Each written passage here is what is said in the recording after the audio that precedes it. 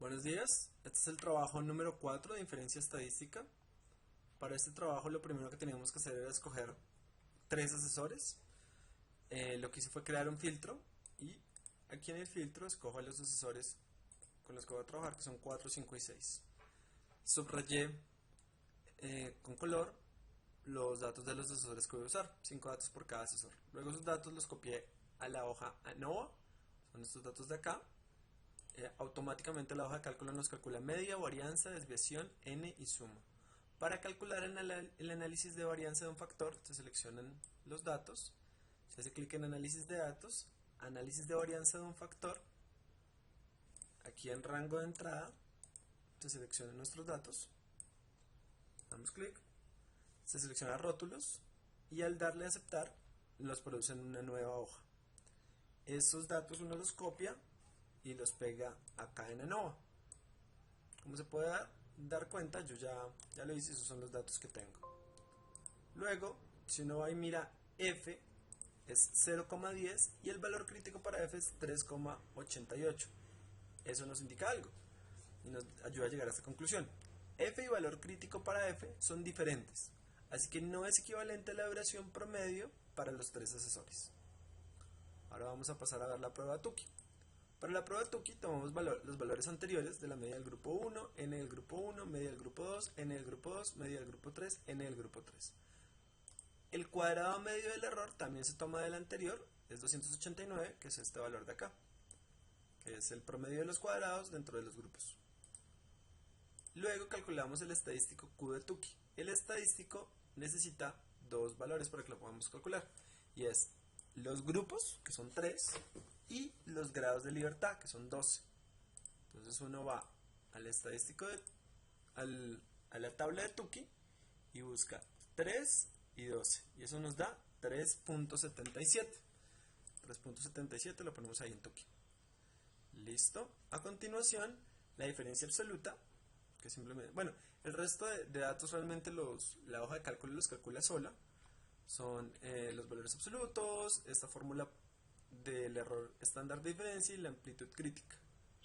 Y luego le empieza a hacer lo mismo para los otros grupos. Entonces aquí lo hace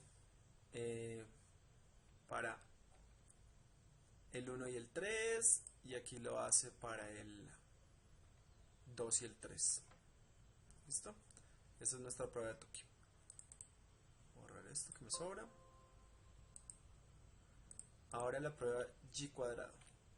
Para G cuadrado necesitamos copiar y pegar de la muestra todos los ID clientes y todos los consumos en kilobytes. Luego, de la hoja anterior sacamos n, sacamos usando la fórmula min el mínimo, max para el máximo. Para el rango hacemos el máximo menos el mínimo. El intervalo de clases se saca con esta fórmula, que es 1 más 3,322 por el logaritmo base 10 de la n. Luego la amplitud, que es dividir el rango sobre los intervalos. Ese intervalo lo pasamos a un número entero, lo aproximamos. La media se calcula con la función promedio de todos nuestros datos de consumo de kilobytes, y la desviación nuevamente con todos nuestros datos de consumo de kilobytes, pero la función desviación estándar.n. A continuación se ponen las 11 clases que dijimos que íbamos a poner y empezamos a calcular los datos de esta columna. La edad, que son estas dos edades. Entonces, este primer dato es simplemente tomar la edad mínima, que está acá. Bueno, de hecho realmente no estamos trabajando con edad, estamos trabajando con consumo.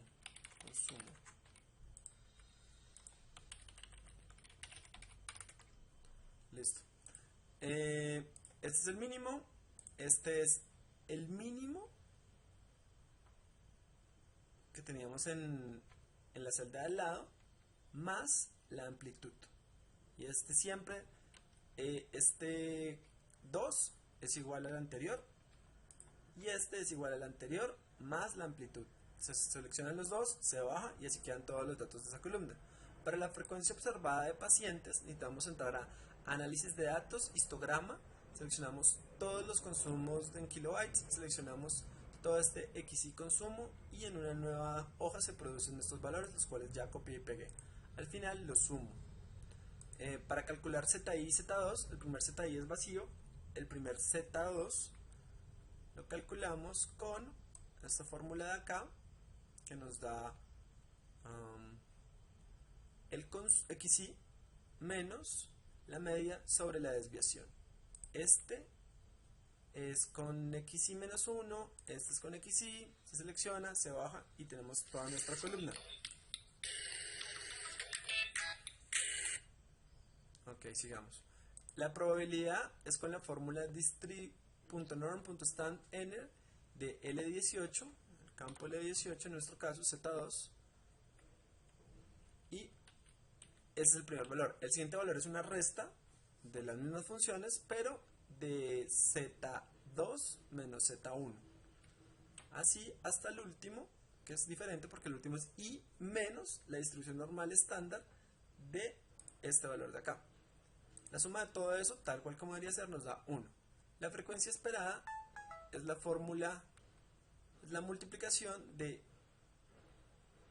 ln por la probabilidad correspondiente. Eso se selecciona, se baja y nos da toda la columna. Al final se suma y efectivamente está bien porque nos da n.